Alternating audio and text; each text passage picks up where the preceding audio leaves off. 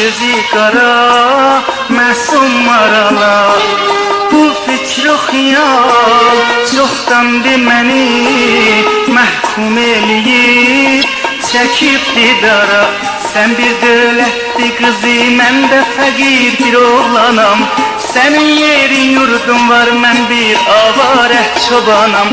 Sən bir dövlətli qızı, mən də fəqir bir oğlanam.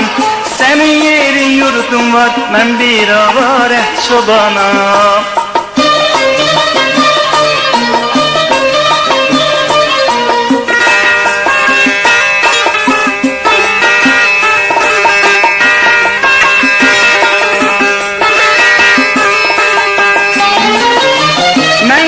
Misafirəm, yollarda gözlərim qaldı. Bilmədim əzizimi mənim əlimdən kim aldı. Gedirəm öz şəhrimdən, mənim evim çöllərdədir.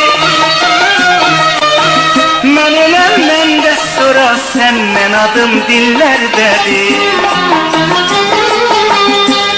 And içərəm əzizim anamızın canına, qanını qataram mən məzlumların qanına. Bu dünya nə sənə, mənə də qalmaz. Leyli öz Məcnunun çöllərə salmaz. Bu dünya nə sənə, mənə də qalmaz. Aşıq öz eşqindən intiqam almaz.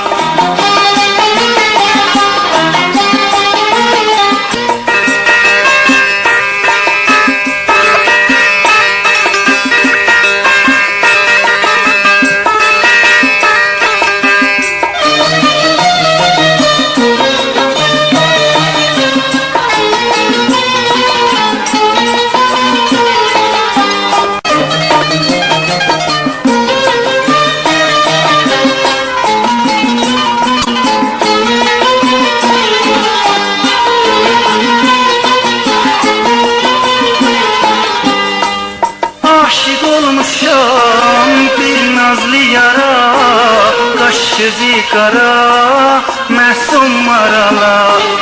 Bu fikr o xiyal çoxdandı məni məhkum eləyib, çəkib didara.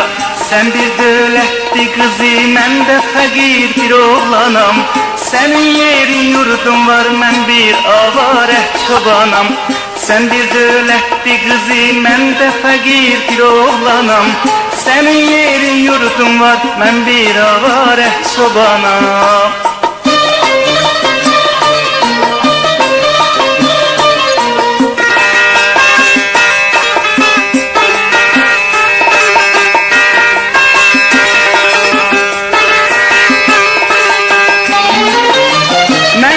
Misafirəm, yollarda gözlərim qaldı.